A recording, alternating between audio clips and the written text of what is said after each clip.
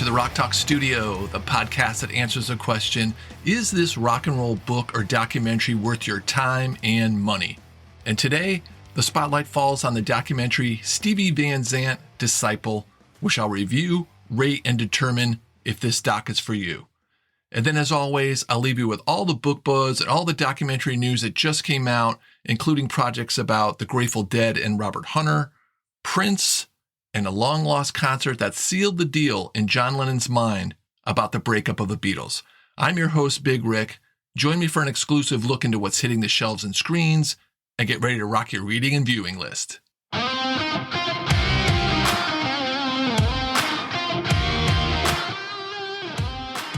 Stevie Van Zant documentary Disciple is broken into 4 chapters. You've got Salvation, Revolution, Evolution, and Revelations. And with the amount of projects he's worked on in his career and the amount of success and genre first, they probably could have easily made it 10 chapters. If people don't know about the insane amount of creativity Van Zant has, they definitely will after watching this documentary Disciple. He has a very focused attitude that was forged and came about by watching the Beatles on the Ed Sullivan Show, something that he claims was the first time he ever saw a band play. That moment right there led to a life of tremendous appreciation for how he felt not only when listening, but also playing rock and roll. I really can't think of anyone you would want to hear from about Van Zant's life that was left out of this documentary. There's so many people included. You've got Springsteen, of course. There's Southside Johnny. Paul McCartney is in there and in depth. Eddie Vedder, Peter Wolf, and Jackson Browne are pretty much the main contributors. The Springsteen stuff serves as a soul. They've been friends since they were 15, and the love and respect for each other is strong. They have been through a lot together, and this doc doesn't pull any punches on how they navigated that friendship. There is a ton of live footage from Van Zant's solo career, and it's very 80s, it's very dated. The doc kicks off with a live version of a solo tune, Voice of America, and doesn't let up throughout the doc. You get a large serving of live music, and pretty rare stuff too. There's even some footage of his wedding, and he was married by Little Richard, which was classic, and Percy Sledge sang When a Man Loves a Woman, and there's wedding footage of that also. So there's a lot of live stuff and a lot of great unseen video also. Van Zant is one of those people that comes across as being extremely confident in who he is. He might not always know which way to turn in his life, but staying true to himself has led to a lifetime of amazing creative achievements. And those achievements are not just in music, and you get a really good breakdown of that in this documentary. One of his greatest accomplishments, and as Jackson Browne points out, talents, is being able to get people to come together. I think it's his passion. It's really contagious, and you get that feel when you hear him talk. I don't know. When he talks, he does a lot in this documentary, just him sitting there discussing himself and his life. And it's just very real. And I know there are cuts, and I'm sure if he didn't like it, he'd probably reshoot it, but he's no phony. And you really get that in this documentary. And this doc lays out how that has affected other people and how much his passion has led to change in so many different areas, not only in music, but also in culture.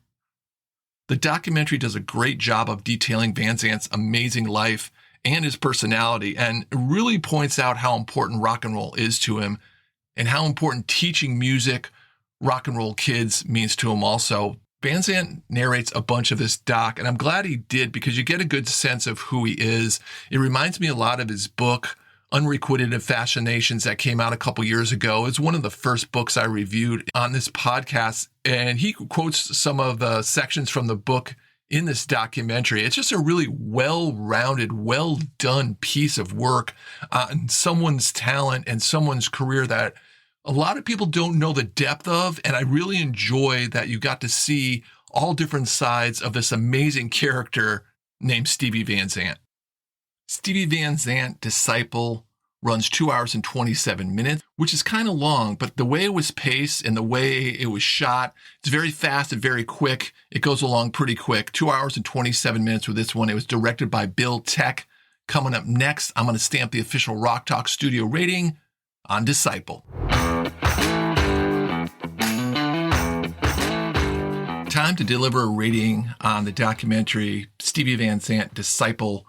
Let me tell you how the rating system is set up. I do a 1 through 4. So 1 is a front row center. That is a very unique, that is very different, that stands out. That's one of a kind, doesn't come around very often. I think I've given out a few over the course of almost 2 years here. 1 front row center. 2 is a floor seat, highly recommended, great project, something you don't want to miss, something that I will definitely say, go out, see it, buy it, you got to have it. 3 is a load seat, and that's okay. It doesn't mean it's bad. It could be okay here, or it could be, not so good there. There's certain aspects to it. You're in a loge for a 3, and 4 is where you don't want to be. That's the nosebleeds, baby. 1 through 4. So with Stevie Van Zant documentary, I got to say, I went back and forth on this rating for a while, and I've decided I'm going to rate this a floor seat. It's a 2. But this floor seat is in the second row. It is that close to being a 1, to being a front row center pick. Right after I finished watching this, I was like, that's a front row all the way. I loved it. It was great. A couple of hours went by fast. It was such a great doc. He's such an interesting personality. All those great guests in there were top notch. I don't know what I would change about this doc. The pacing, the footage, the lineup, Stevie's narration, everything just works. So why didn't I stick to my initial front row center rating? It's just not unique enough. It doesn't set itself apart enough from other docs to be a front row. Maybe my rating system is getting stronger the more I do this and with the amount of docs I've seen, but either way, I'll be touting this doc and telling everyone who will listen, I loved it. It's great. It's a second row floor seat. You're right there. That's about as high of a recommendation I can give this without saying it's a 1. Stevie Van Zant Disciple. Don't miss it. I've been doing the Rock Talk Studio podcast now for a couple of years, and I was just looking over some of my stats the other day, and I just want to take a moment to shout out to a couple of people who always listen to the show or have listened to the show a lot. I don't know your names. I don't know all your names. I know some of the people who do, but I know where you're listening from. So I wanted to give a big shout out to New York, New York, Melbourne, Victoria, Chicago, Illinois, Frankfurt, Hesse, Temecula, California, Los Angeles, California, Austin, Texas. I see you there. Brooklyn, New York, Madison, Connecticut. Thank you. Philadelphia, Pennsylvania, Escondido, California, Dublin, Leicester, Toronto, Ontario, Inglewood, Florida, Tampa, Florida, Kansas City, Missouri, Rochester, New York, Nashville, Tennessee, Victoria, British Columbia, LaGrange, Illinois, Burbank, California, Inglewood, California, Riverside, California, Atlanta, Georgia. I see Amherst, New Hampshire a lot, Phoenix, Arizona a lot, Portland, Oregon a lot, Danbury, Connecticut, Springfield, Virginia, Southington, Connecticut. So many people who listen all the time. I just want to say thank you. I really appreciate the support and you always showing up when I drop new episodes. So again, thanks so much. I'm going to ask you a little favor. I'm going to take this one step further. For all the people who listen on Apple Podcasts, and that's where most people listen on that directory, the Apple Podcasts, I'm trying to improve my reviews. Right now I have 12 5-star reviews. And the reason behind it is when people come to look at my site for the first time, a lot of people look at the reviews and that's where they get the, maybe thought of, hey, I want to check this out. He's got a bunch of good reviews. 12-star, 5-star review are great, but I'm going for 25. I'm doing a little push here for 25. So all of you out there, if you can just go on Apple Podcasts and leave me a 5-star review. Let's see if I can pump this thing up to 25 reviews. So when people take a look at it, I'll be able to look a little bit better in the eyes of newbies and rank a little bit higher. And I would really appreciate anything you can do to help me out with that Apple Podcast 5-star review. Let's see if we can get this thing to 25. Anything you can do to help me out with that would be great. Just like helping me out by listening to the show. I really appreciate it. And I'm really glad that you're finding value in my talk about rock and roll books and documentaries. Any kind of recommendation is always great. Speaking of recommendations, I always like to recommend a good rock and roll podcast. And I go to this podcast when I'm looking for new music, new songs. The podcast is called Songs That Don't Suck. And the host, Mark, goes through a ton of new music, and he just makes sure he pulls out the good stuff. It's where I go to get information about new music. Here's Mark's trailer for his podcast. Let's take a listen. What's up, music nerds? Are you tired of wading through a sea of mediocre music, desperately seeking to find a glimmer of greatness? You're in luck. My name is Mark, and I am the host of the podcast, Songs That Don't Suck. Each week, I scour the depths of new music playlists to unearth hidden gems that defy the trends and deliver pure sonic bliss. No matter the genre, if it doesn't suck, it's on my radar. So find us on your favorite podcast platform and subscribe today. And as always, keep searching for and listening to Songs That Don't Suck. All right, I know what else that doesn't suck, and that's all the news about new books and new documentaries that are coming out. Got some really cool news this week. Gonna jump right into that next.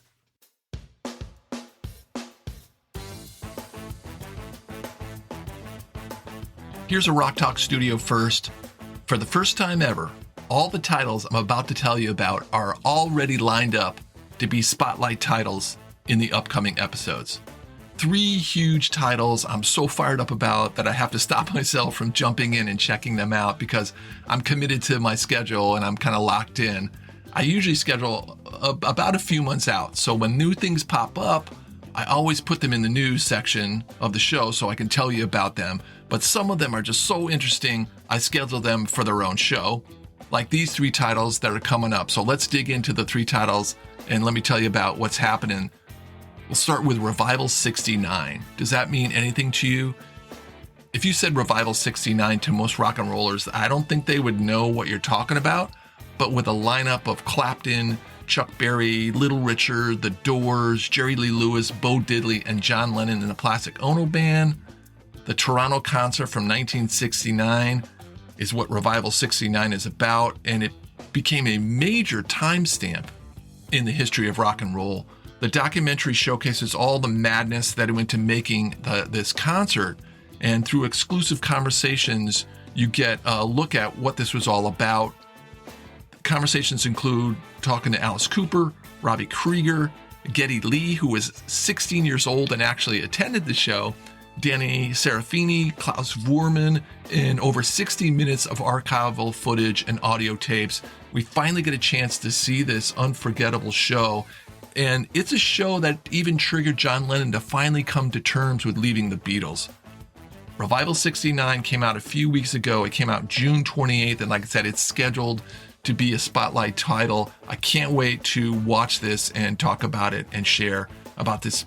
Sounds like pretty cool documentary, Revival 69. Let's jump into the next one. I was sent a copy of this book, and man, wow, probably the most impressive book I've ever taken out of an envelope. It comes in a slipcover, and it's a purple velvet slipcover, and it's so well put together and designed and done with such class. It's kind of like a mini coffee table type of production. I was blown away by the look and feel of it. I can't wait to read it. It's called Prince, the 40th anniversary of Purple Rain.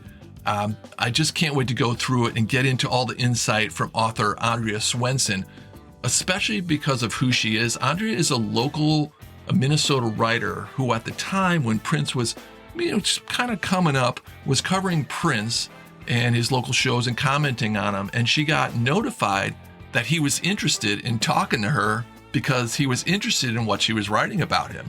And that kind of started this acquaintance between the two of them. And this is a collection of kind of the Purple Rain period. I mean, it focuses on the Purple Rain period because of the 40th anniversary. The book also includes rare photography, memorabilia, interviews with musicians who worked with Prince, and there's some post-Purple Rain stuff, even up to his death in 2016. This book is out now, and again, will be featured in an upcoming episode of the podcast.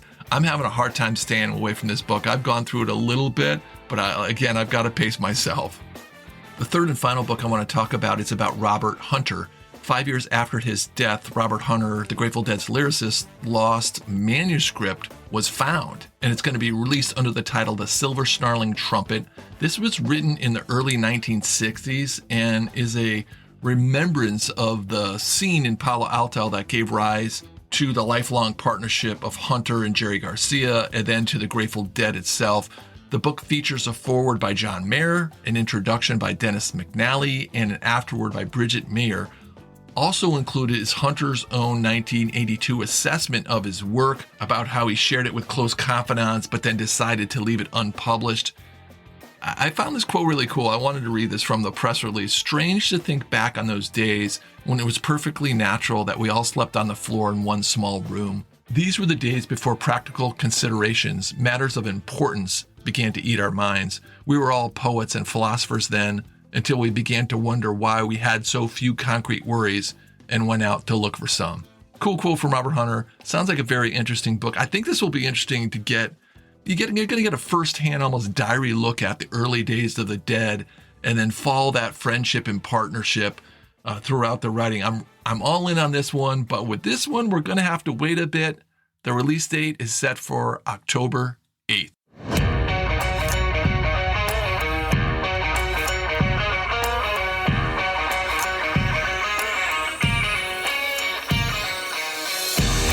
Thanks for tuning in. Love talking rock and roll and getting a chance to recommend a few titles for you. I hope you found a few things that you might be interested in checking out. Just because the episode is over does not mean the conversation is. You can join me on Instagram, Threads, and YouTube for more book and doc talk. All right, tear it down, pack it up, and head on down the road. I'll see you next time in the Rock Talk studio.